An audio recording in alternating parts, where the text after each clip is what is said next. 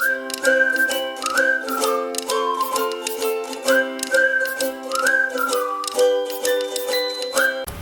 Students, मैं doctor JD आप लोगों को फिर से स्वागत करता हूँ जेडी केमिस्ट्री क्लास में। ठीक है, आज मैं आप लोगों के साथ क्लास 12 का जो केमिस्ट्री है उसका पहला चैप्टर सॉलिड स्टेट, उसी का एक टॉपिक को लेकर डिस्कशन करूँगा। और वो टॉपिक का नाम है आपका packing efficiency of body centred cubic arrangement.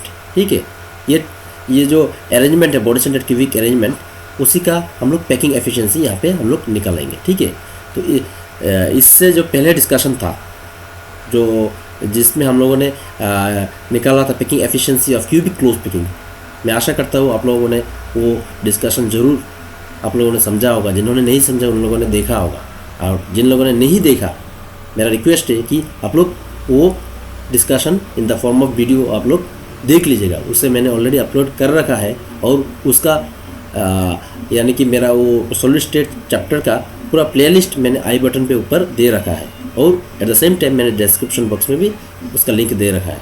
तो मैं आप रिक्वेस्ट करता हूँ कि आप लोग उनको देखे बगैर ये वीडियो आप लोग या तो ये डिस्कशन आप लोग समझ नहीं पाएंगे। ठीक है, तो देखते हैं हम लोग अभी आज का डिस्कशन क्या कहता है।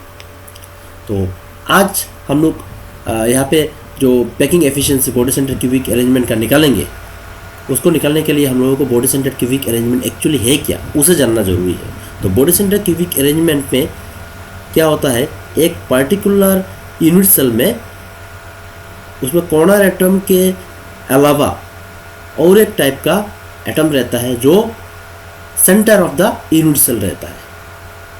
It is the centre of the body of the unit cell, not at the centre of the faces. ठीक है, तो ये जो हो गया अरेंजमेंट, ये हो गया बॉडी सेंटर्ड क्यूबिक अरेंजमेंट। यहाँ पे आप लोग देख सकते हैं कि ये सारे एटम्स ये और ये सारे स्पेयर्स यानी कि constant particles, they are present at the corner of the cube. But in addition to those corner atoms you may see that this is one extra or additional type of sphere present at the center of the cube or unit cell, that is called the body center, and as a whole this type of arrangement is called as what, body centered cubic arrangement। तो हम लोगों को यहाँ पे क्या करना पड़ेगा, इसका पैकिंग एफिशिएंसी निकालना पड़ेगा। वो कोई ना कोई क्रिस्टलाइन सॉलिड में तो ऐसा अरेंजमेंट तो रहेगा कांस्टेंट पार्टिकल्स का, तब उसका पैकिंग एफिशिएंसी निकल कर क्या आता है। तो उसको निकालने के लिए हम लोगों को क्या करना पड़ेगा, पहला उसमें नंबर ऑफ कांस्टेंट पार्टिकल्स कितना है उसको निकालना पड़ेगा, और वो कांस्टेंट पार्टिकल्स का वॉल्यूम कितना है उसको निकालना पड़ेगा, और वो कांस्टेंट पार्टिकल्स ने जो वॉल्यूम ऑक्युपाई कर रखा है out of the available space provided to them,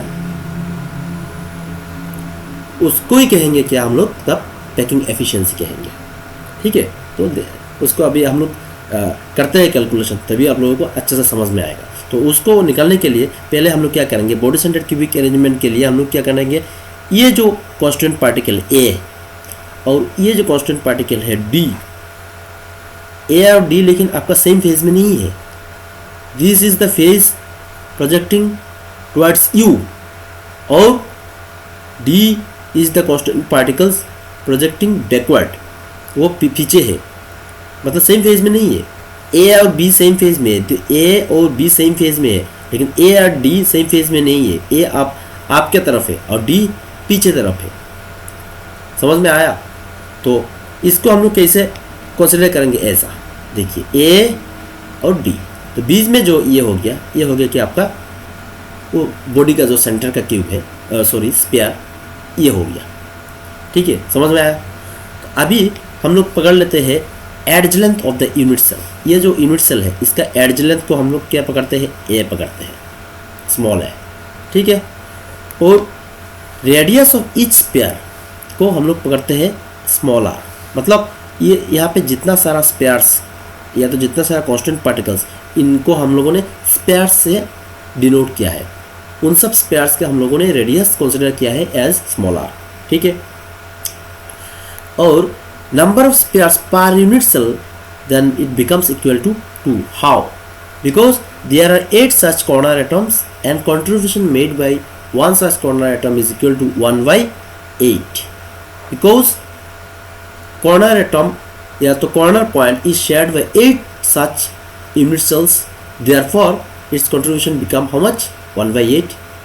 And this 1 comes from where? Because this 1 is not shared by any other such type of unit cell. क्यों? देखिए आप लोग, ये जो स्पेयर है जो क्यूब का सेंटर में, बॉडी सेंटर में, उसको दूसरा या तीसरा या चौथा किसी ने शेयर किया क्या? नहीं किया. कोई भी एक्स्ट्रा क्यूब, कोई भी एडिशनल यूनिट सेल ने शेयर नहीं किया. वो जो पर्टिकुलर बॉडी सेंटर्ड क्यूब होगा उसी का खुद का है, जिसके वजह से वो पूरा होल पूरा अकेला ही उसको कंसिडर किया हम लोगों ने, जिसके वजह से इसका वैल्यू निकल के आया आपका कितना? 2 निकल के आया. तो मेरा कहने का मतलब है ये बॉडी सेंटर्ड क्यूबिक अरेंजमेंट का उसका खुद का नंबर ऑफ कॉन्स्टिट्यूएंट पार्टिकल्स कितना है? 2 है, 2. ठीक है. अच्छा, अभी देखिए एडी इक्वल टू मैंने यहाँ पे लिखा 4r. Y 4r? मैंने कंसिडर किया क्या? Radius of each pair as small r, है कि नहीं? तो आप एडी का सेंटर, ये ए का सेंटर हो गया, ये डी का सेंटर हो गया, यहाँ से यहाँ तक कितना? Small r. फिर यहाँ से यहाँ तक again small r becomes 2r, then 3r, then 4r. हुआ कि नहीं? 4r लिखा. क्लियर? समझ में आया? अच्छा, फिर मैंने कंसिडर किया in the right angle triangle A B C. Right angle triangle आप लोग देखिए ए बी और सी. क्या कंसिडर किया? देखिए ए बी और सी, ये हो गया आपका एक राइट एंगल ट्रेंगल. हुआ कि नहीं? देखिए ये तो राइट एंगल ट्रेंगल हुआ ना. देखिए ये क्यूब को जब आप खुद इमेजिन करेंगे ये एक राइट एंगल ट्रेंगल हो जाएगा, जहाँ पे ऐसी हो जाएगा आपका क्या? डायगोनल. और इनका तो एड्ज लेंथ मैंने पहले ही तय कर लिया है कि एस स्मॉल है, तो इसको हम लोग क्या लिख सकते हैं? S square equal to A B square plus B C square, that is equal to A square plus A square equal to 2 A square लिख सकते हैं. तो आपका क्या आएगा? 2 ए स्क्वायर. अभी हम लोग कंसिडर करेंगे in the right angle triangle A D C. A D, this A is in one face and that D is in another face. तो इसको जब हम लोग कंसिडर करेंगे ए डी और सी, ठीक है, तो इसमें आपका क्या आएगा? इसमें देखिए A D square equal to A D becomes your diagonal, this A D becomes your diagonal, है कि नहीं? Then if A D becomes your diagonal then A D square equal to S square plus C D square, है कि नहीं? तो S square का value हम लोगों ने पहले ही कैलकुलेट कर लिया है, वो उसका वैल्यू कितना आया आपका? 2 ए स्क्वायर. देखिए, और C D square, C D का वैल्यू कितना आएगा? मैंने पहले ही बोला है एड्ज लेंथ स्मॉल है, तो उसका तो ए स्क्वायर आएगा ही. तो कुल मिला के कितना आया आपका? 3 ए स्क्वायर आया, है कि नहीं? तो हो गया यहाँ से. तो अभी मैंने यहाँ पे लिखा है कि ए डी इक्वल टू √3 है, लिख सकते हैं हम लोग. क्लियर है कि नहीं? तो ए डी को फिर हम लोगों ने यहाँ पे क्या लिखा था? A D equal to 4r, that means √3a equal to 4r और a equal to 4r by √3 लिख सकते हैं. यहाँ से हम लोगों को क्या मिल जाएगा? a का वैल्यू मिल गया, ठीक है.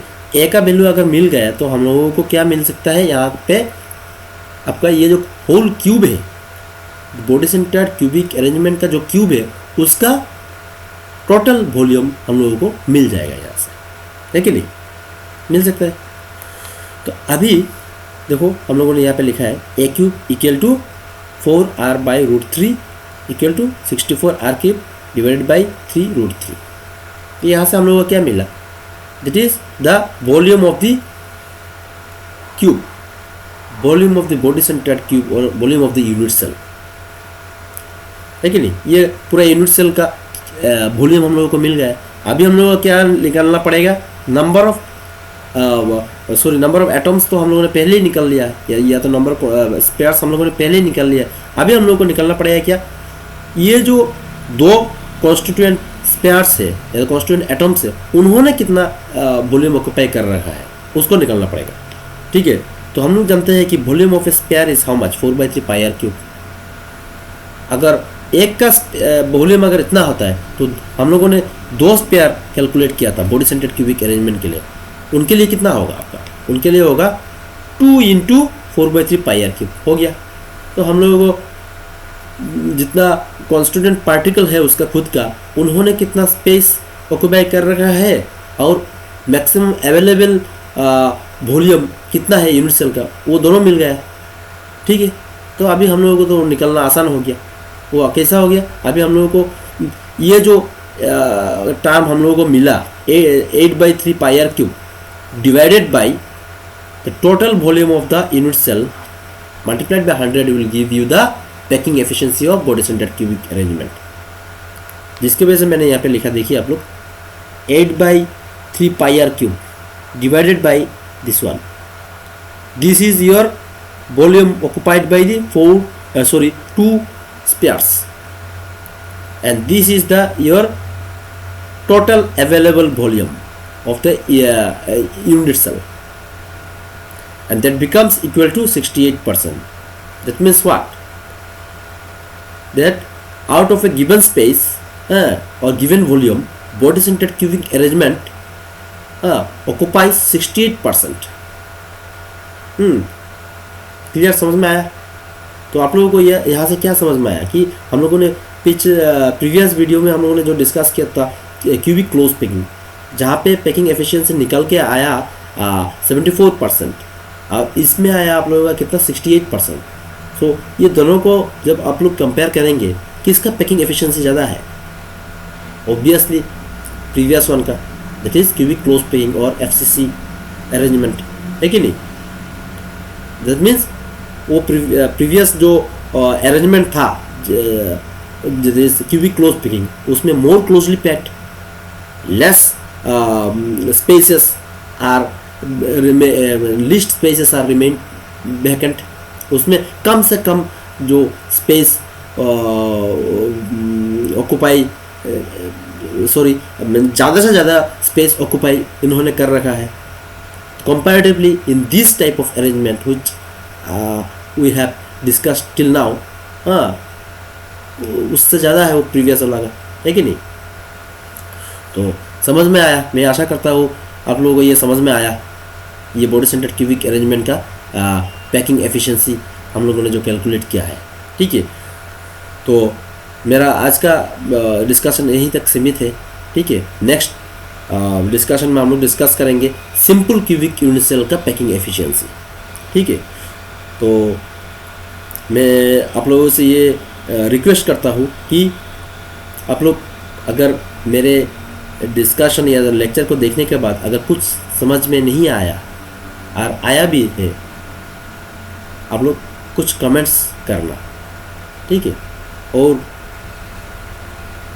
ये जो चैनल है इसे आप लोग सब्सक्राइब करना, ताकि जब भी मैं कोई नया टॉपिक का डिस्कशन लेकर आऊँ आप लोगों को तुरंत उसका नोटिफिकेशन मिल जाए, और उसको आप लोग अपने दोस्तों के साथ शेयर करना ताकि उन लोगों को भी कुछ बेनिफिट्स हो अपने क्लास से लेकर। ठीक है, थैंक यू।